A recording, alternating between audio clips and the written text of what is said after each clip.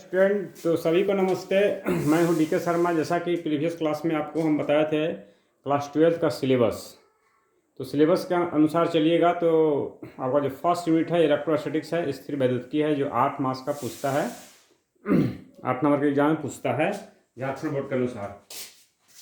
देखिए first unit electrostatics, इसको हिंदी बोलते हैं स्थिर वैद्युतिकी, याद रखिएगा स्थिर वैद्युतिकी। तो इलेक्ट्रोस्टैटिक शब्द जो बना है इलेक्ट्रो प्लस स्टैटिक से बना है। इलेक्ट्रो का मतलब होता है विद्युत और स्टैटिक्स का मतलब होता है रुका हुआ यानी कि विराम। ठीक ना। देखो इस दुनिया में, इस नेचर में इलेक्ट्रिसिटी दो रूप में पाए जाते हैं। जैसे मान लो पानी है ना, तो पानी जो होता है दो रूप में हम देखते हैं अपने चारों तरफ। एक ऐसा जल होता है जो रुका हुआ रहता है, जैसे कुआं है तो कुआं हो गया, तालाब हो गया, या बाल्टी में आप जल भरे हैं तो स्टैटिक्स है, रुका हुआ है। ठीक ना, स्टेशनरी कंडीशन में है, विराम अवस्था में है। लेकिन कहीं कहीं जल जो है चलते रहता है, जैसे नदी हो गया तो नदी में जल जो है प्रवाहित हो रहा है। नदी में जल या झरना हो गया, नदी हो गया या नालियों में हो गया, ये जल जो है बहते रहता है। तो जल दो रूपों में होता है, या तो जल कहीं स्थिर रहता है या नहीं तो जल वही जल जो है बहते रहता है। ठीक है ना।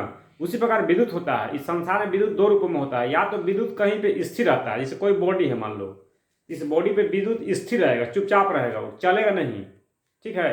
जैसे पानी किसी बाल्टी में स्थिर रहता है, उसी तरह से मान लीजिए किसी बॉडी में विद्युत जो है इलेक्ट्रिसिटी स्थिर रहेगा, स्टैटिक्स रहेगा। और वही इलेक्ट्रिसिटी जो है कभी मूव करते रहता है। ठीक है ना, चलते रहता है। तो जब जब चलते रहता है तो बताओ कि जब चलते रहेगा तो इसको बोलते हैं धारा। जैसे कि जल मान लो बह रहा है तो बोलते हैं जल की धारा। अगर जल कहीं बहता हो तो क्या बोलते हैं, जल की धारा, है ना। उसी प्रकार दूध कहीं बहता हो तो बोलते हैं दूध की धारा। ठीक है। उसी प्रकार खून बहता है तो बोलते हैं खून की धारा। तो यहाँ पे विद्युत बहेगा तो बोलेंगे विद्युत की धारा। तो धारा का मतलब क्या हुआ, धारा का मतलब ये मत समझिए, धारा का मतलब जो बहता रहे। कोई भी चीज बह रहा है उसको धारा कहा जाता है। अगर विद्युत बहता है तो उसको विद्युत की धारा कहते हैं। लेकिन वही विद्युत बहता नहीं हो, स्थिर हो, ठीक है ना, स्थिर हो, स्टैटिक्स कंडीशन में हो, तो उसको बोलेंगे स्थिर वैद्युत की। देखो यहाँ लिखा हुआ है स्थिर वैद्युत की। मतलब ये चीज आप समझिए आप कि इलेक्ट्रिसिटी जो है, इलेक्ट्रिसिटी यानी कि इसको हम वैद्युत कह सकते हैं।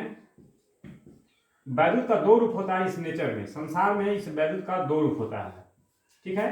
एक ऐसा विद्युत होता है जो रुका रहता है, जिसको हम बोलते हैं इलेक्ट्रोस्टैटिक्स। इलेक्ट्रोस्टैटिक्स मतलब स्टैटिक्स का मतलब ही होता है रुका हुआ, इंग्लिश वर्ड है स्टैटिक्स। स्टैटिक्स का मतलब विराम, रुका हुआ। ठीक ना।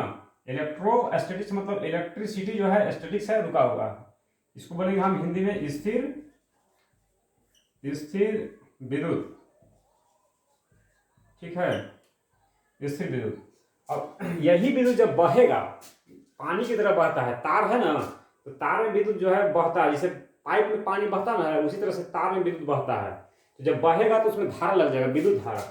यानी कि जब बहेगा तो उसको बोलेंगे हम करंट, अंग्रेजी में उसको करंट कहा जाता है। करंट का मतलब धारा। करंट का मतलब ये नहीं समझना है करंट का मतलब बिजली ही होता है, इलेक्ट्रिक। बहुत लोग करंट का मतलब इलेक्ट्रिसिटी ही समझते हैं, नहीं। करंट का मतलब होता है जो बहता रहे। ठीक ना, जो बहता रहे उसको अब हिंदी में बोलते हैं धारा, और धारा को ही अंग्रेजी में बोलते हैं करंट। जैसे पानी बहेगा तो वाटर करंट कहा जाएगा, दूध बहेगा तो मिल्क करंट कहा जाएगा, खून बहेगा ब्लड करंट कहा जाएगा। ठीक ना। उसी प्रकार विद्युत बह रहा है उसको इलेक्ट्रिक करंट कहा जाएगा, इलेक्ट्रिक करंट कहा जाएगा। देखिए वही विद्युत जब स्थिर रहेगा तो इलेक्ट्रोस्टैटिक्स होगा, और वही विद्युत जब बहेगा तो इलेक्ट्रिक करंट बन जाएगा ये। ठीक ना। विद्युत है वही, लेकिन यहाँ बह रहा है, यहाँ स्थिर है, इसी का फर्क है। तो ये पहला यूनिट हम लोग पढ़ना है, और यहाँ का दूसरा यूनिट है। ये है 8 नंबर का, ये क्या है 7 नंबर का पढ़ना है। ठीक है ना। सिर्फ ये पढ़ रहे हैं हम लोग। देखो इलेक्ट्रोस्टैटिक्स लिखा हुआ है यहाँ पे, इलेक्ट्रोस्टैटिक्स पढ़ लेंगे। 8 नंबर का ये पूरा यूनिट है। हाँ, इसके बारे में जान लेंगे। इसके बाद हम लोग पढ़ेंगे इलेक्ट्रिक करंट दूसरा यूनिट में। इस बात को समझ लीजिएगा आप लोग। ठीक है ना। तो चलिए हम लोग विषय वस्तु टॉपिक पे आते हैं। तो हम लोग क्या पढ़ना है, इलेक्ट्रोस्टैटिक। इसको अभी नहीं पढ़ना है तो इसको मिटाते हैं।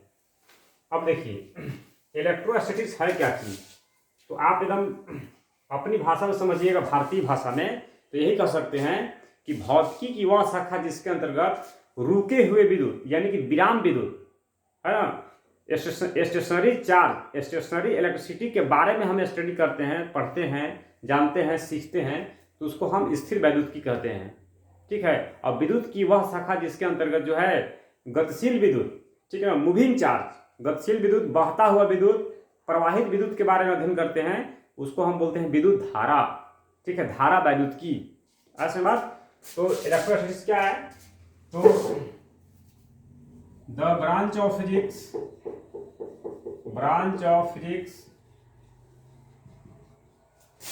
which deals with the study of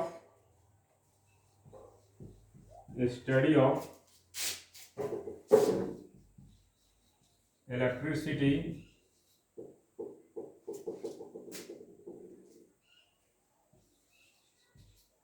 due to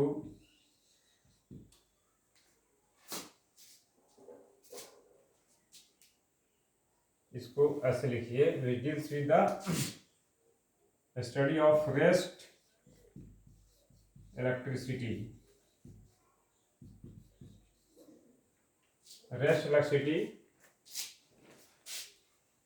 is called electrostatics। भौतिकी की वो शाखा जिसके अंतर्गत रेस्ट इलेक्ट्रिसिटी के बारे में जो है अध्ययन करेंगे, उसको बोलेंगे हम लोग इलेक्ट्रोस्टैटिक्स। ठीक है ना जी। स्थिर वैद्युत, ठीक है ना, स्थिर वैद्युत लिखा हुआ, स्थिर वैद्युत से संबंधित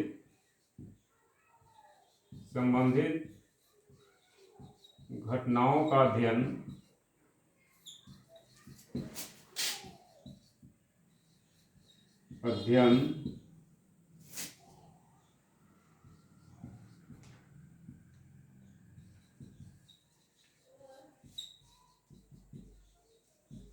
स्थिर वैद्युत की कहलाता है। चलिए समझ गए आप लोग। जैसे आप ऑफलाइन क्लास में कोचिंग में पढ़ते हैं कहीं पैसा दे करके, बस इन द सेम में उसी तरह से हम पढ़ा रहे हैं। आप चाहें तो एकदम आराम से पढ़ सकते हैं, आपको पैसा खर्चा करने की कोई जरूरत नहीं है। समझ लीजिए बच्चा लोग, एकदम समझ में आएगा तुम लोग को। थोड़ा सा पैसेंस रखो और मेरे ऊपर विश्वास रखो, समझ में आएगा। चलिए हो गया। इसके बाद देखिए, तो यानी कि ऐसा भौतिकी जिसमें विराम इलेक्ट्रिसिटी, ऐसा इलेक्ट्रिसिटी जो कहीं भी विराम में हो, उसके बारे में अध्ययन करते हैं, तो वो कहलाता है इलेक्ट्रोस्टैटिक्स। अब देखिए बात ऐसा है कि इसका एग्जाम्पल क्या हो सकता है इलेक्ट्रोस्टैटिक्स का? तो बहुत सारा डिवाइस है जो इलेक्ट्रोस्टैटिक्स के सिद्धांत पर ही काम करता है। जैसे कुछ थोड़ा सा एक छोटा सा एग्जाम्पल हम बता रहे हैं। जैसे आप बचपन में जो है अपने पेन को, प्लास्टिक के पेन को जो है बाल के साथ रगड़ रहे होंगे ऐसे, तो खूब देर तक रगड़िएगा इसको, और छोटे छोटे कागज के टुकड़ा के पास कंघी को ले जाइएगा या पेन को ले जाइएगा, तो क्या करता है, उसको कागज के टुकड़ा को अट्रैक्ट करता है, आकर्षित कर लेता है, खींच लेता है। ठीक है ना।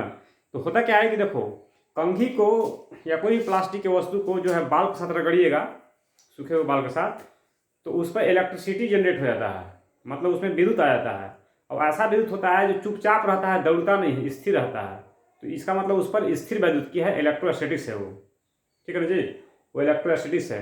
मतलब this is the example of electrostatics, याद रखिएगा।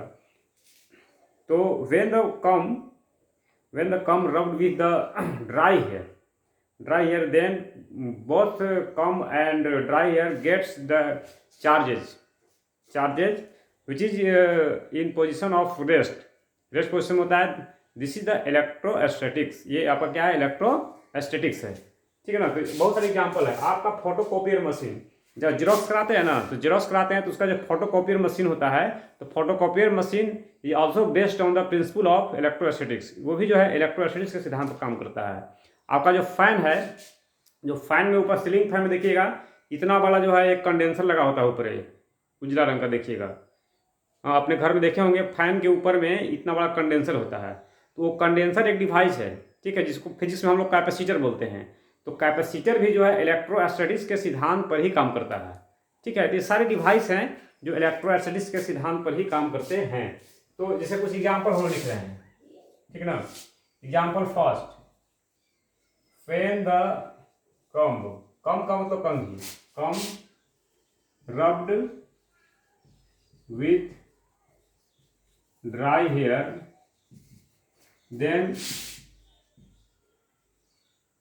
then come and here both get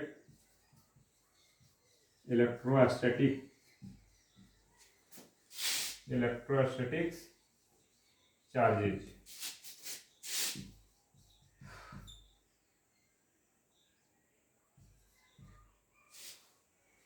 जब कंघी को शुष्क बाल के साथ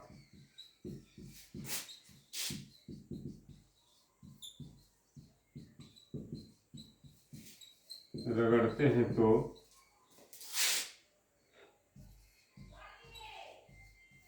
कंघी एवं बाल दोनों पर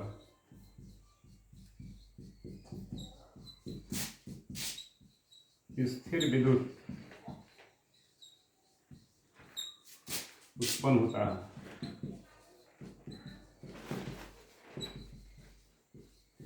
ठीक ना, ये हो गया आपका। उसी प्रकार सेकेंड एग्जाम्पल हम बोल रहे हैं, आप लिख लीजिएगा। फर्स्ट एग्जाम्पल हो गया, लिख लीजिए। Photocopier machine, photocopier machine is based on the principle of, photocopier machine is based on the principle of electrostatics. Hindi में लिखो, देखिए फोटोकॉपियर मशीन, फोटोकॉपियर मशीन को हिंदी में ही फोटोकॉपियर मशीन ही कहते हैं। फोटोकॉपियर मशीन प्रायः स्थिर विद्युत के सिद्धांत पर ही कार्य करता है, प्रायः स्थिर विद्युत के सिद्धांत पर ही कार्य करता है। चलिए हो गया। एक और एग्जांपल लिख लो। एक और एग्जांपल क्या है, जैसे देखिए जो पंखा के ऊपर कंडेंसर लगा जो बताए थे, लिखो, लिखिए पंखे का कंडेंसर प्रायः स्थिर विद्युत के सिद्धांत पर कार्य करता है। पंखे का कंडेंसर प्रायः स्थिर विद्युत के सिद्धांत पर कार्य करता है। इंग्लिश में लिखो, condenser works on the principle of, condenser works on the principle of electrostatics, works on the principle of electrostatics. ठीक है, ये हो गया आपका। अब हम लोग आगे बढ़ेंगे कि इलेक्ट्रोस्टैटिक्स में पढ़ना क्या है। देखो, इलेक्ट्रोस्टैटिक्स में विराम चार्ज यानी कि रेस्ट चार्ज, रेस्ट इलेक्ट्रिसिटी से संबंधित जो भी घटनाएं हैं उसके बारे में हम लोग स्टडी करना है। ठीक है, we have to study about the phenomenon related due to the rest charge. मतलब हम लोगों को ये पढ़ना है कि विराम आवेश से संबंधित घटनाएं क्या है, उसके बारे में अध्ययन हम लोग करेंगे। ठीक ना, ये पढ़ना है। तो इलेक्ट्रिसिटी देखो, इससे कोई भी चीज को स्टडी करने के लिए बहुत सारा there is a need of various physical quantity to study the motion, electricity and so on. उसी प्रकार मान लीजिए कि यहाँ पे जैसे आप ग्रेविटेशन है, तो ग्रेविटेशन पढ़े हैं तो उसमें बहुत सारा फिजिकल क्वांटिटी यूज करते हैं। मोशन पढ़े हैं तो आप मोशन पढ़ने के लिए क्या क्या जानते हैं आप जानते हैं विस्थापन क्या होता है, दूरी क्या होता है, और डिस्प्लेसमेंट जानते हैं आप, डिस्टेंस जानते हैं आप, है ना जी। मोशन को स्टडी करने के लिए गति को आप जानते हैं, स्पीड जानते हैं, वेलोसिटी जानते हैं, एक्सेलरेशन जानते हैं, ये सारा चीज़ जानते हैं। वो अच्छा से जानिएगा तब मोशन का स्टडी करिएगा। उसी प्रकार से इलेक्ट्रिसिटी को स्टडी करने के लिए बहुत सारा वेरियस फिजिकल क्वांटिटी की आवश्यकता होती है। ठीक है, तो उसमें एक है, चल जाओ, घर पढ़ा रहे हैं, बच्चा को पढ़ा रहे हैं, चले जाओ, जाओ मेरे पास, चले जाओ, चल जाओ, मुन पर चल जाओ। तो इस प्रकार जो है, उसी प्रकार इलेक्ट्रिसिटी को स्टडी करने के लिए सबसे जो मूल चीज़ है, मतलब सबसे नीचे वाला चीज़ इसको माना जाता है, उसको छोड़ो छोड़ो गिर जाएगा, छोड़ लो, ये स्टैंड है, ये चीज़ है इलेक्ट्रिक चार्ज। इलेक्ट्रिक चार्ज, तो इलेक्ट्रिक चार्ज के बारे में जानेंगे हम लोग। मतलब इलेक्ट्रिसिटी को स्टडी करने के लिए जो पहला जो पोजीशन है ना, जो पिलर है, वो है आपका इलेक्ट्रिक चार्ज। तो हम लोग जानेंगे कि इलेक्ट्रिक चार्ज क्या है।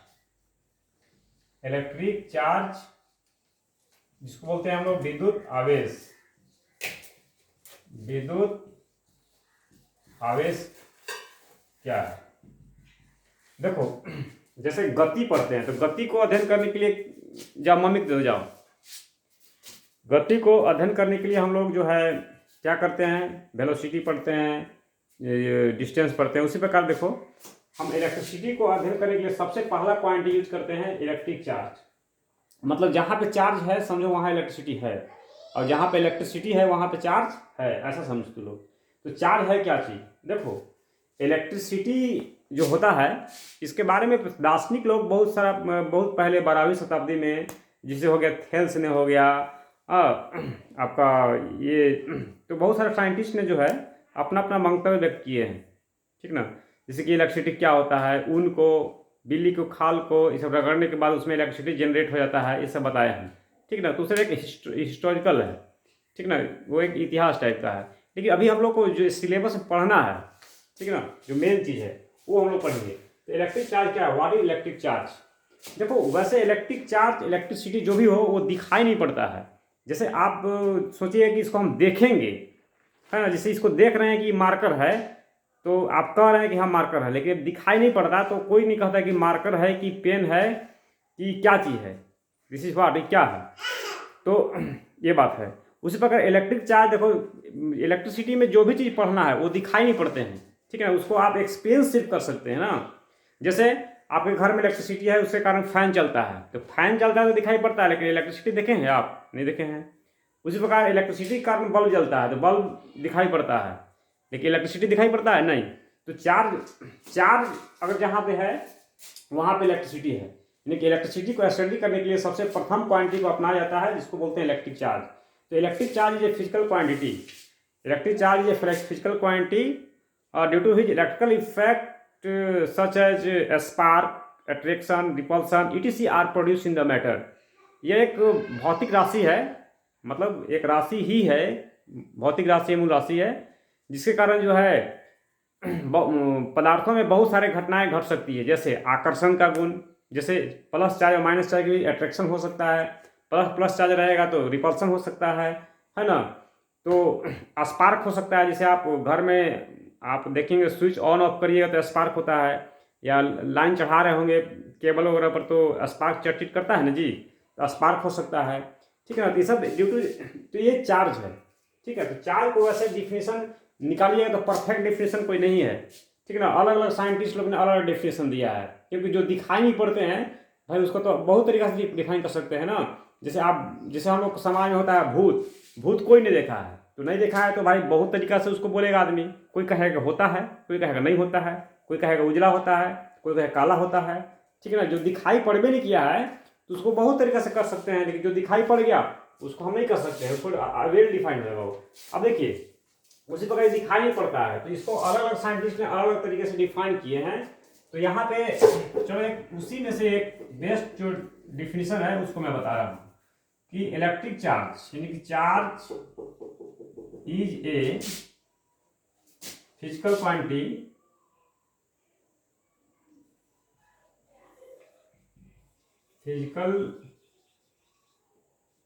Quantity due to which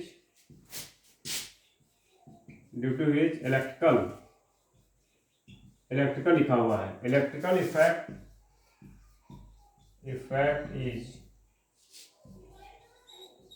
produced in the matter. Electrical effect such as लिख दे रहे हैं। इलेक्ट्रिकल इफेक्ट मतलब क्या हुआ? Electrical effect such as spark, मैंने चिंगारी निकलता है ना, spark, attraction, repulsion, etc. are produced in the matter। Hindi में लिखो, हम बोल रहे हैं। देखो, आवेश एक आवेश एक भौतिक राशि है। आवेश एक भौतिक राशि है जिसके कारण किसी पदार्थ में विद्युतीय घटना जैसे स्पार्क, ऐसे चिंगारी भी लिख सकते हो, स्पार्क को हिंदी चिंगारी, जैसे लिखो स्पार्क ब्रैकेट में चिंगारी, आकर्षण कॉमा विकर्षण इत्यादि हो सकता है, ठीक ना, इत्यादि हो सकता है। तो ये चार्ज को इस तरह से डिफिनेशन मतलब बनाया गया है ना। अब देखिए, अब सोचिए कि होता क्या है, तो दिखाई तो पड़ नहीं रहा है। तो अब इलेक्ट्रिसिटी को जब भी स्टडी करेंगे तो उसका मूल चीज चार्ज को मानेंगे हम लोग, ठीक है ना। सबसे प्रथम चीज क्या मानेंगे हम? चार्ज को, यानी कि आवेश को मानेंगे, ठीक है। अब आवेश के बारे में जानेंगे हम लोग, और उसी जहाँ पे आवेश के बारे में जान रहे हैं, स्टडी कर रहे हैं, समझो वहाँ पे इलेक्ट्रिसिटी है, ऐसा समझेंगे हम लोग। यहाँ देखिए, तो चार्ज को प्राय क्या होता है? चार्ज इज डिनोटेड बाय, देखो इसमें स्मॉल क्यू है या कैपिटल क्यू है, ठीक है ना। कैपिटल क्यू हो गया, कोई दिखा सकते हैं, छोटा क्यू बड़ा क्यू सब अंडरस्टूड है। लिख लो इसको, आवेश को प्रायः छोटा क्यू या बड़ा क्यू द्वारा सूचित करते हैं। देखो इसका एसआई मतलब क्या होगा? तो एसआई लिख लीजिएगा, इसका एसआई होता है कूलम। एक साइंटिस्ट के नाम के लिए इसको कूलम, इसको लिखते हैं सी, कैपिटल सी है ना। इसका एसआई क्या होता है? कूलम, सबको लिख लीजिएगा। सीजीएस यूनिट क्या होता है? इसका सीजीएस यूनिट होता है स्टेट कूलम।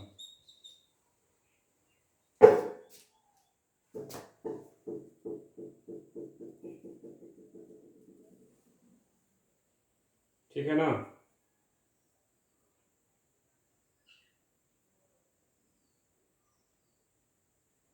हो गया। देखो 1 कूलम बराबर होता है 9 गुना 10 के पावर 3 स्टेट कूलम। लिख लीजिए इसको। चलो हो गया।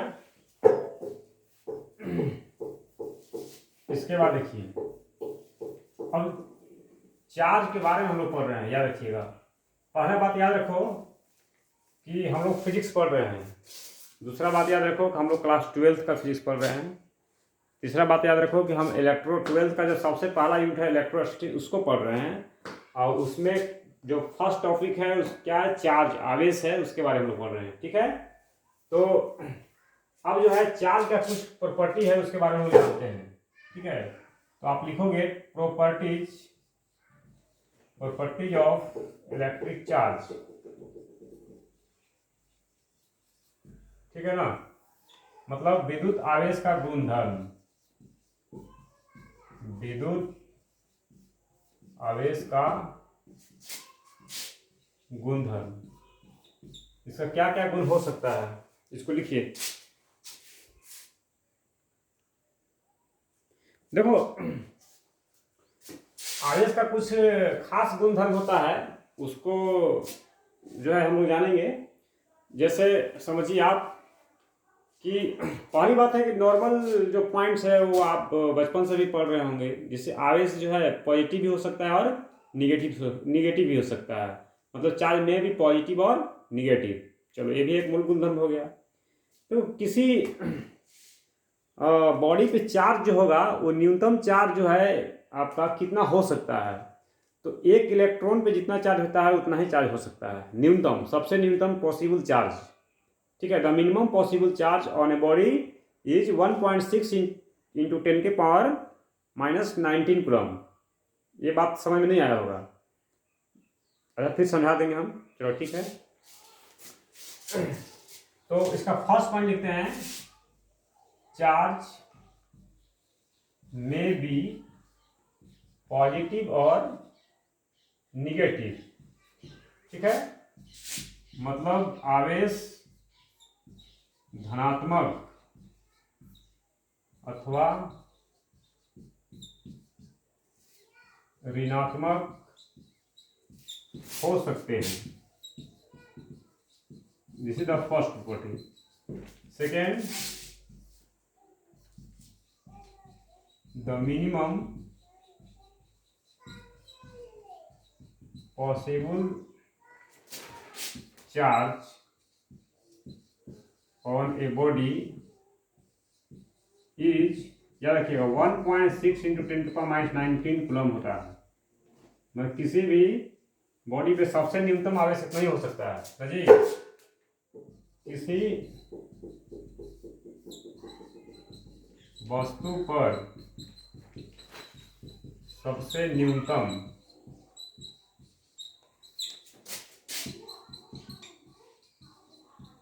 संभव आवेश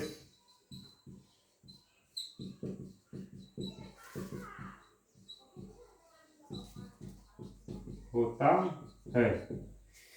देखो इस समझ में नहीं आया वही पॉइंट, ठीक है, हम समझा रहे हैं। देखो होता क्या है कि तू लोग ये सोच रहा होगा सबसे न्यूनतम आवेश तो 0 हो सकता है ना, तो कोई भी बॉडी पे सबसे न्यूनतम आवेश 0 होना चाहिए। लेकिन हम इतना क्यों बोल रहे हैं? देखो सबसे न्यूनतम संभव आवेश मतलब ये हुआ कि कोई भी बॉडी जब होता है तो इलेक्ट्रॉन का त्याग करता है, तब उस पर चार्ज डेवलप होता है। तो मान लो कि इलेक्ट्रॉन चार्ज नहीं कर रहा है, इलेक्ट्रॉन ट्रांसफर नहीं किया है, तो उसमें तो चार्ज है ही नहीं। तू कह रहा है न्यूनतम संभव आवेश, मतलब सबसे न्यूनतम कितना संभव हो सकता है ये पूछ रहा है, ठीक ना। मतलब सबसे चार्ज होगा लेकिन मिनिमम कितना हो सकता है ये पूछ रहा है, असल बात। तो अब आप कहिए कि चार्ज हो भी नहीं करेगा तो ये तो 0 हो जाएगा। लेकिन चार्ज होना भी चाहिए, लेकिन सबसे न्यूनतम होना चाहिए। कितना सबसे न्यूनतम हो सकता है?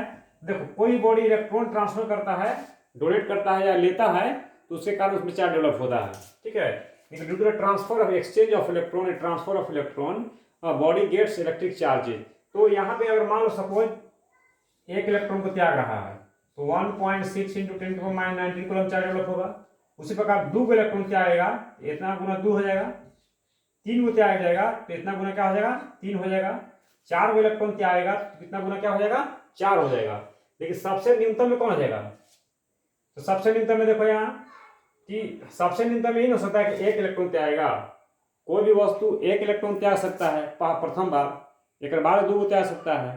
तो प्रथम बार तो 1 इलेक्ट्रॉन त्यागेगा जी, आधा इलेक्ट्रॉन त्यागता नहीं है, ठीक है।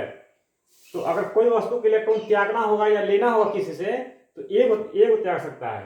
तो तुम सोचो कि अगर कोई बॉडी है तो सबसे शुरू में अगर कोई इलेक्ट्रॉन त्यागेगा तो एक त्यागेगा। अब एक इलेक्ट्रॉन त्यागने से क्या होता है कि इतना charge 1.6 into 10⁻19 coulomb charge develop होता है। तो सबसे न्यूनतम आवेश यही है। अगर 2 को त्यागेगा तो फिर आवेश इतना गुना 2 बढ़ जाएगा, दोगुना हो जाएगा इसका। 3 को त्यागेगा तो इतना गुना क्या हो जाएगा? 3, यानी 3 गुना बढ़ जाएगा। तो सबसे न्यूनतम संभाव्य यही होगा। देखो सबसे शुरू में यही ना पैदा होगा, एक बाद में एक 2 गुना हो, 3 गुना हो, 4 गुना हो, जो होना होगा होते रहेगा, ठीक है। तो सबसे शुरू में इतना ही डेवलप होगा, इसलिए सबसे शुरू में डेवलप हो रहा है। सबसे मिनिमम चार्ज इतना हो सकता है, अब बाकी आगे बढ़ते रहेगा। तो किसी बॉडी पे मिनिमम पॉसिबल चार्ज जो है 1.6 इंटू 10⁻19 कूलम हो सकता है, ठीक है ना। इसी प्रकार देखिए थर्ड पॉइंट, देखो चार्ज जो है क्वांटाइज होता है। चार्ज इज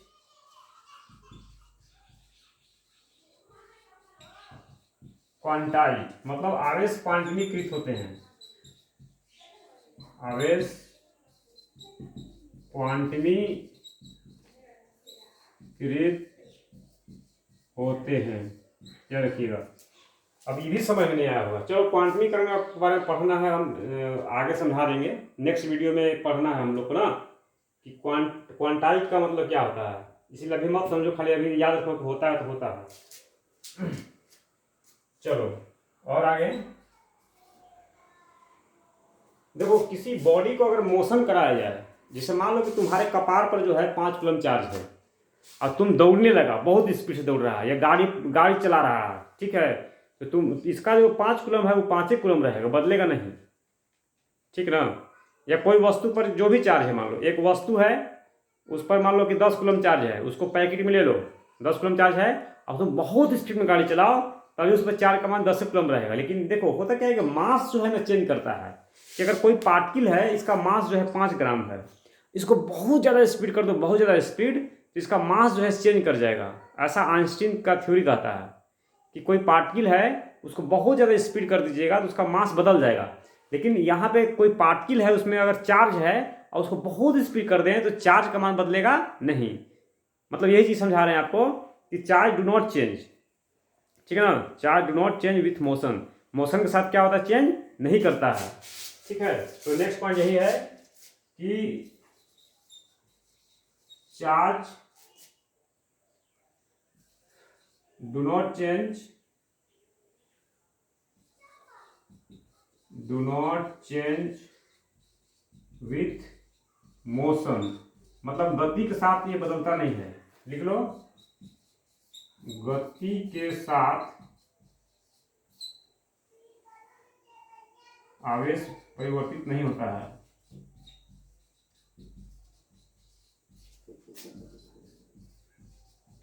परिवर्तित नहीं होता है, ठीक है। गति के साथ परिवर्तित नहीं होता है। चलो कितना पॉइंट हो गया, 4 पॉइंट हो गया। चलिए आगे हम देखते हैं 5th पॉइंट, 5वां पॉइंट क्या है। देखो किसी सिस्टम में आवेश का मान कंजर्व होता है, मतलब संरक्षित होता है सिस्टम में, निकाय में। निकाय का मतलब क्या हुआ कि जैसे आप बाल में कंघी रगड़े, है ना, तो बाल और कंघी का एक सिस्टम बन गया, एक निकाय बन गया। तो जो भी चार्ज डेवलप हुआ उसी के बीच हुआ, बाल और कंघी के बीच, ठीक है ना। या नहीं होना हुआ तो उकरे बीच नहीं हुआ। तो बाल और कंघी का एक निकाय है, निकाय को ही अंग्रेजी में सिस्टम यहाँ कहा जा रहा है, ठीक है। तो इस किसी भी सिस्टम में जो चार्ज जो है नियत रहता है। जैसे इसको हम बाल के साथ नहीं रगड़े हैं तो आवेश का मान 0 है, मेरे जो कपार का बाल है उस पर भी आवेश का मान 0 है। और इसको खूब रगड़ने से, तो खूब रगड़िएगा इसको, तो इस पर भी आवेश मान लो आया -5 कूलम और मेरे बाल पर आया +5 कूलम। तो +5 कूलम और -5 कूलम दोनों को अगर जोड़िएगा तो 0 आ जाएगा। अगर रगड़ने का देखो, जब बाल को नहीं रगड़े थे तो आवेश 0 था, और रगड़ दिए तो आया आपका -5 कूलम और एक पर आया +5 कूलम। अब फिर इसको जोड़ के देखो तो -5 और +5 क्या आ जाएगा, 0। इसका मतलब रगड़ने से पहले भी 0 था और रगड़ने के बाद चार्ज है, लेकिन जोड़ने के बाद क्या आ जाएगा, 0। मतलब ये है कि किसी निकाय में आवेश संरक्षित होते हैं, ठीक है। तो लिखो 5वां पॉइंट, किसी निकाय में कुल आवेश संरक्षित होते हैं, मतलब total charge is conserved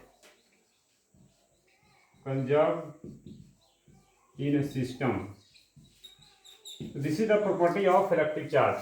This is the 5 property of electric charge. ये 5 गुणधर्म है जो आपको हम समझा दिए हैं, याद हो भी गया होगा। इसको घर में पढ़िएगा तो बार बार याद हो जाएगा, ठीक है। देखिए एक पॉइंट और दिखाता हूँ मैं। चार्ज को रियल नंबर के भांति आप जोड़ सकते हैं, घटा सकते हैं, ठीक है ना। चार्ज एक स्केलर क्वांटिटी है, अदिश राशि है, और इसको हम रियल नंबर जिसे वास्तविक संख्या को जोड़ सकते हैं, घटा सकते हैं। जैसे 4 + 2 = 6 होता है, 6 + 4 = 10 होता है, जोड़ते घटाते हैं ना जी। उसी तरह से 4 को जोड़ सकते हैं और घटा सकते हैं।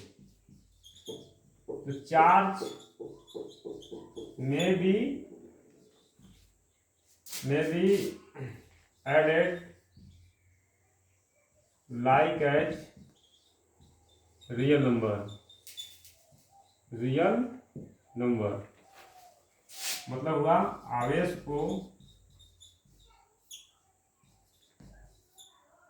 को वास्तविक संख्या के भांति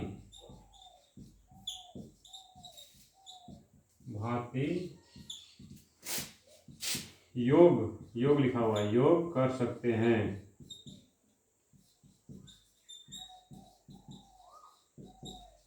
चलो ठीक है, ये और 6 पॉइंट ठीक है, दैट्स ऑल। तो मैं अगला वीडियो के साथ आपको मिलूंगा। नेक्स्ट वीडियो में मैं पढ़ा दूंगा आपको इसके आगे आपका conservation of what is the conservation of charge, what is the quantization of charge, जिसे भी हम बता देते हैं यहाँ पे क्वांटाइज क्या है। तो आपको हम आवेशों का क्वांटमीकरण हो गया, आवेशों के संरक्षण का सिद्धांत, ये मैं पढ़ा दूंगा। और इसके आगे कूलम्ब्स लॉ पढ़ना है तो वो भी मैं पढ़ा दूंगा। That's all, thank you so much.